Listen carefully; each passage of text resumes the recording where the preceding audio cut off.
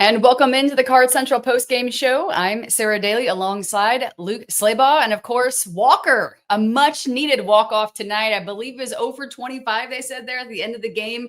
But he does it in the bottom of the ninth for the Birds after a tough loss last night against the Giants. So final score out of Busch Stadium, 3-2. The Cards looking a little bit, just some encouragement, I guess, for the fans that are there. We all know how the season's going. So it's good to see. It's nice to see the Birds do something tonight and put it all together. Great to see them come up triumphant here. A 3-run ninth inning after being befuddled by Justin Verlander for most of that game. A living legend as far as I'm concerned on the bump. Really, they were struggling to get any solid contact. And so to see them go up against Ryan Walker there in the ninth inning, Gorman hits that CNI single up the middle. Wynn works a full count, goes opposite field. By the way, love Ali Marmol putting him in the cleanup spot. A guy who can hit 300 with runners in scoring position, does well with 2 outs, comes up big in a clutch situation, not even playing at his best. Jimmy Crooks takes one for the team. Hampson pinch runs for him. And then after JC singles, first pitch, Jordan Walker all over a hanging slider, snapping that 0 for 25. And I'll tell you, Sarah, out of any player on the Cardinals who needed a pick-me-up right now and a rejuvenation for this fan base, just for one night only, to snap the 0 for 25, to break out of this 570 OPS nonsense that's going on after some of the comments that had surfaced from hitting coach Brant Brown. This is a reinvigoration of faith in one of the Cardinals' young players. Yes, it's a one at-bat sample size. It's one plate appearance, but for one night only, you can be on top of the world. For Jordan Walker, a heck of a walk-off hit there for a 3-2 final score.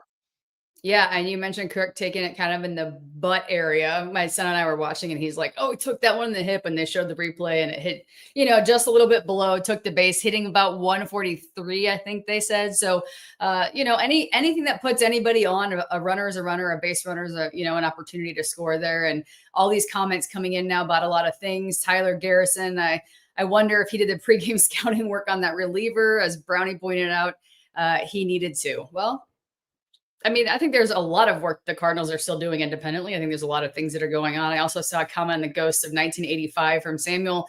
They ordered that game. I can hear Jack claiming that he doesn't believe what he just saw.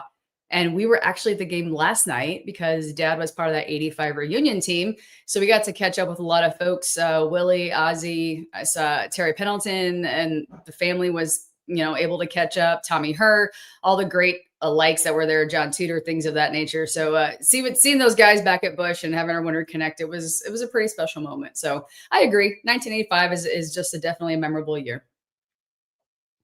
Right. And before I was born, in full disclosure, but I will tell you that for a team that not trying to rub it in or anything, Sarah, but you know what but I'm man, that makes me feel old. saying. Listen, I've been in the game for a long time, but not that long. And so, yeah, for a team that this has been a disappointing year, this team does kind of channel at times the Whitey ball philosophy isn't, and that they don't have a clear cut head and shoulders big ripper Ruthian power hitter in the middle of that lineup. Again, this is apples and oranges compared to the 1980s, but I'll tell you, Walker was a guy that they expected to hit for a lot more power than he has, and so just to be able to hit that, past Chapman there and bounce off the retaining wall, allow a run to come in there from second base, it's just you take what you can get, and a nice walk-off hit there for the fans in downtown St. Louis. So not that I want to hold my breath because I've done it so much this season, but walk-offs, games that get down to a situation like this, it is exciting when it ends in our favor. However, this season that hasn't really gone our way. So I was literally, we were texting and I was like, well, what's going to happen if we go to extra innings? I wasn't even thinking that we would walk it off, right? I'm just like, what if we tie it? What if we lose? What if this? Because we have the City SC post-game show coming up. So there's all these things, but I mentally just went straight to the dark side. I was just like, what's going to happen here? What's going to happen this? I wasn't thinking, oh, the Cardinals are going to pull this one off. Right. And, momentum was clearly on the Giants side. Even when they had that reliever, Joey Lucchesi, and good left-hander there, was getting some decent off-balance results there from the Cardinals hitters. I want to draw to light this comment because I was confused. Bottom of the fourth, I believe it was, with 2 outs, Justin Verlander hitting Mason Wynn on, as is said here, the buttock. The broadcasters there on Fox kind of made this more of a thing than it was, and Palante was kind of errant, challenging San Francisco hitters inside. Clearly, nothing intentional there, but it did feel in that particular moment that there was something being made about this with throwing inside. Verlander's 42; he's an old school type of pitcher, and I guess no harm, no foul. It didn't seem like anyone was really peeved about it.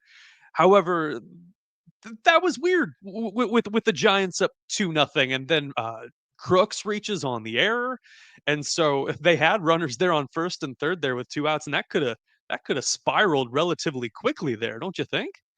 Oh, absolutely. It wouldn't have gone, I don't think, the direction they were intending it to, if that was a direct hit, like an intended hit, right? So you say that, but then you also talk about Verlander, who hit a milestone past Gaylord Perry tonight.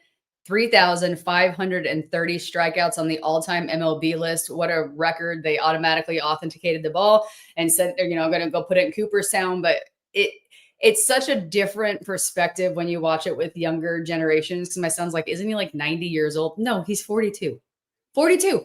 And generationally speaking, like, you know what I mean? Like, is he older for a pitcher? Yes. He's not 90. He's not Nolan Ryan, like towards the end of his career-esque old. Like, I bet, yes, Verlander's been around a while. And so you think those things, but it's just like some of the things that just draw, my mouth is on the floor. I'm like, how is my mentality just so different than this St. generation? Louis Like, Browns Satchel yeah, Paige on the it's bump. just so different.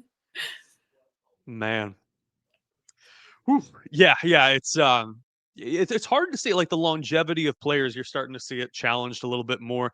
There's a good video essay out right now about the decline of like the aging power hitter. Like after Albert Pujols, we're probably not going to see that many 40-year-old boppers there in the lineup. So yeah, it's a young person's game for sure. And this year started out pretty terribly for Verlander. He was getting squared up pretty well. It's just of late that he has been turning it on through 121 pitches against the Orioles last time out on a Sunday, I believe it was, just carved them up. So, yeah, strange times in this game.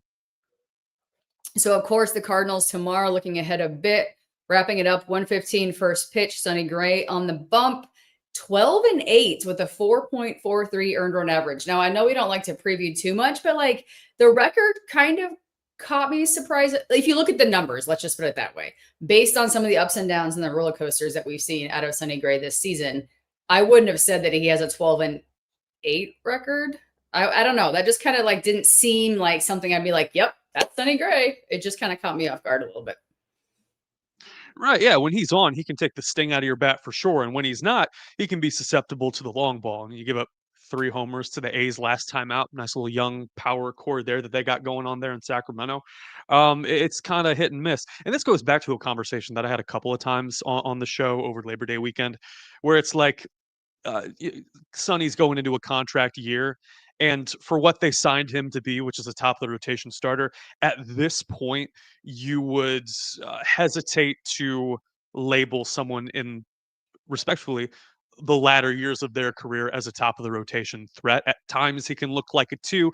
I would say for 2026, if Heim Bloom, president of baseball ops, decides to keep him on, you would rather him be a mentor with middle of the rotation starter expectations, akin to that of a Matthew Liberator, for example. And so it's unfortunate to see, the big signings that they had with Gray and Contreras not really being able to capitalize on their productions when they were here. The same thing with Nolan Arenado at third base, different kind of a story there. But yeah, if Sonny can go out there and pitch a quality series finale there against the Giants, they'll be better for it. So the Giants, a little bit of a momentum surge, I guess, if that's what you want to call it. Now 72-69. They've won 11 of their last 12. They're making a reinforcing push, I guess, towards the NL wild card. They're now 4 games back. So I don't want to turn it into the Giants show, but like, do you think they have a chance to maybe gain some ground here in the last couple of weeks? What are your thoughts on the Giants overall? Well, I mean, they are the first team out, right? And so you're 4 games out at the start of September. There's certainly a chance. Usually, when you go into the final month of September, and sometimes I even extend this back to the trade deadline, if you're 5.5, that's kind of the last barrier point to entry. As of right now, the Cardinals, 5.5 back, but with many teams to leapfrog, I don't even really broach the playoff conversation with them. I would say it's probably the Giants being the only team out of a wild card spot who's above 500 right now, and their fate is solely in the hands of the Mets, unless there is a huge 1969 2004 collapse by the Cubs. They'll probably make it. Padres are way too talented to be stuck in this 5-game losing streak that they're on right now. So anything can happen. The Giants certainly addressed their number one need, which was a heart of the order bat when they got Rafael Devers, who honestly is playing, a half decent first base. I know he made another error tonight, but in terms of the range, like as a guy who was accustomed to playing the hot corner, like you could do a lot worse. And so they got Adamas there hitting third. He's approaching 30 home runs. They hadn't, I believe the stat is still true. They haven't had a 30 home run hitter since Bonds, if that's correct. Like '04 was the last time. I could be Wow. completely missing out on that. I think Brandon Belt got 29 a couple of years ago, but I believe that's the case. So, it's a surging team that has some interesting pieces. I don't think that they're like intimidating. I don't think they would take the playoff chase by storm, but they're legit. So Stan the fan saying Cards saved everything to the last inning, didn't make an out. I thought they were going to hit into a triple play, not score 3 runs. That's why I said I wasn't holding my breath. I was like, we maybe put a run across the plate. We maybe tie it up, but I wasn't betting on the Cardinals taking this one. I would have lost everything that I put into it. Yeah, it was a great approach at the plate there in the ninth inning. They got helped out a little bit, but really recovered. This was a strange game, Sarah, because your leadoff man Newt Barr gets a single, then you got nothing until the fifth inning, and then start this rally from scratch in the ninth. I thought there was some really good squaring up of the two seam fastball. Gorman finding a ball up the middle. Mason Wynn going opposite field as he's prone to do. Sajasi going up the middle. It was a really good plate approach there. And I think when they had honed in on the fastball, Cardinals had struggled the last month or so against the fastball, but they were all set and ready to go. And then Walker sitting off speed there on the first pitch and got all of it. So really impressive to see. Well, once again, we always want to thank our sponsors and the amazing folks that help us get on here this evening. So if you haven't subscribed, liked, and joined this YouTube channel, please do so. But we also want to thank also our friends at DraftKings. Missouri, get ready because the wait is almost over. DraftKings Sportsbook, America's top-rated sportsbook app, is coming soon to the Show Me State, and you can sign up today. New Missouri customers can get $300 in bonus bets when you launch December 1st. So download and place a $5 bet when they go live. Download again the app, the Sportsbook app. Use the code STL Sports to grab $300 in bonus bets with just a $5 bet when we go live on December 1st. That's again STL Sports. And this is, of course, in partnership with DraftKings Sportsbook. If you have a gambling problem, call 1-800-GAMBLER. 21 plus, physically present in Missouri. Eligibility restrictions apply. Bonus bets expire 7 days after issuance and excludes customers who redeem pre-launch sign-up offer. Terms at sportsbook.draftkings.com/promos. So we have a couple of debates here because in the chat, I've been kind of watching. Some folks are like, we're completely out of the wild card spot. Don't give it a chance. And then Brian Quinn mentioning the good news is that the Cards are only a half game behind the Reds. Well, I mean, I don't know. I just at this point, like it's, I hate to say it, but I just don't have faith in anything happening the rest of the season because it's just an expiring thought. It's exhausting. If they end up pulling something off a couple of games or putting a streak together, maybe even a series win, I'll be happy as long as they keep having some positives or some highlights throughout the rest of the season. It is not beyond the realm of possibility, Sarah. However, it is extremely improbable. The Cardinals after tomorrow only have one homestand left. They're going to go on the road, West Coast trip out there at Seattle, a very competent team. Cal Raleigh over 50 home runs this year. Then they go to Milwaukee, who we know are pretty much nails. And when they come back, they'll have the Reds for, the third place battle in the division, more than likely. Brewers again, then at San Francisco with an off day for each of the next Thursdays here, the last 3 Thursdays of the season. And then they're at Wrigley Field to close out the year against the Cubs, who have been pretty sharp as well. So it is an uphill battle moving forward. And so, You can scrounge, you can scrape, you can try to do as much as you can to finish the season strong. Everyone here is playing for their jobs. Like, this is a team that hasn't tanked, that hasn't committed one way or another to the direction of this team. I think we'll get a lot more clarity of that over the offseason when Heim Bloom finally gets his fingers on everything he wants to. And so we'll have a pretty good idea for what the Cards look like in 2026. For right now, they are kind of meandering there around 500, and that doesn't formulate for a playoff team or one that is spectacular. They haven't dazzled in any portion of the game. So it's not beyond the realm of possibility. However, it would take a Herculean effort to get from point A to point B. Nice vocabulary choice, Herculaneum. I might have to put that one in the back pocket. St. Louis Priory School and the Missouri School of Journalism, mind you. Anyone watch that football game today? I was actually on the Mizzou Central Postgame because they literally, Joe Rod texted me and was like, "Hey, we need someone to jump on this stream." And I was like, "I got you, dude. I got you." I know. Well, I had baseball all day today, and I had a lot of folks talking about it. They're like, the border wars for sure. Yeah, see? Herculean was actually what I meant to say. I combined that with Herculaneum, which we love our viewers from everywhere. But yeah, Herculean. Missouri. I love it. I absolutely love it. Well, once again, if you did just tune in, it's going to be a shorter version tonight. We have the STL City post-game show coming up here in just a couple of minutes, but the Cardinals did walk it off. Jordan Walker, final score 3-2 over the Giants. They'll wrap up this series tomorrow, 1:15 per first pitch. Sonny Gray on the bump. Any final thoughts, Luke? I know you're going to enjoy the Mizzou win today, and of course the rivalry over KU, so that's always going to be a positive, right? You got it for one more year. I've been enjoying myself all day, Sarah. Plate approach left a lot to be desired. I think, honestly, we didn't even get a chance to really talk about Andre Palante, and I thought, for the most part, he was pretty solid. Not a whole lot of hard contact against him, and that top of the fourth, where he gave up 2 runs, was kind of unfortunate. With Matt Chapman getting that single up the middle, Mason Wynn clearly limited by that knee on and off pain, can't get to that ball. Chapman gets to third on a single. And with the throw coming in from Victor Scott, went to third base instead of second.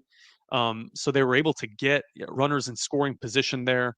Sack fly by Casey Schmidt, and then Drew Gilbert with a 90-mile-an-hour exit velo just kind of lofts a 2-base hit to left field. Nootbaar, of course, was shaken up there early in the game as well, kind of awkwardly landing on a half dive, half slide attempt after a ball. So those 2 runs charged to Palante. Kind of deceiving. Yeah, he could have pitched a lot better in his final line. 5 hits allowed, 2 earned runs, and 3 strikeouts. But a quality start from Andre, I think, is something to build on. Probably deserved a little bit better from his defense there. A couple errors there by Victor Scott mentally. One on the base paths as well, getting thrown out there by their catcher, Patrick Bailey. So there's something to improve on for sure as we're in the final, home stretch of this series this season and trying to close the book on 2025. There's certainly some I's to be dotted and T's to be crossed as they go into the finale against the Giants. Yeah, there's definitely a lot to be said, had for, and worked on this offseason, especially as the season continues. And like you said, with Bloom at the helm, probably a lot of changes, a lot of things coming, and honestly excited for like what this next chapter of Cardinals Nation looks like for both the organization as a whole and for all of the St. Louis Cardinal fans. All right. And so, I mean, yeah, go. I was just going to close it out. I was just going to say that's the amazing Luke. I'm just alongside. Of course, he's here with all the coverage, MIZ. Anything else you would like to cover, he's also on top of it. So is our amazing crew here at STL Sports Central. Final score out of Busch Stadium here in St. Louis, 3-2. We'll see you right here in just a couple of minutes for the post-game show. Also tomorrow, we have more continued coverage of sports all the time, 24/7 right here. So thanks for joining us and have a wonderful rest of your night.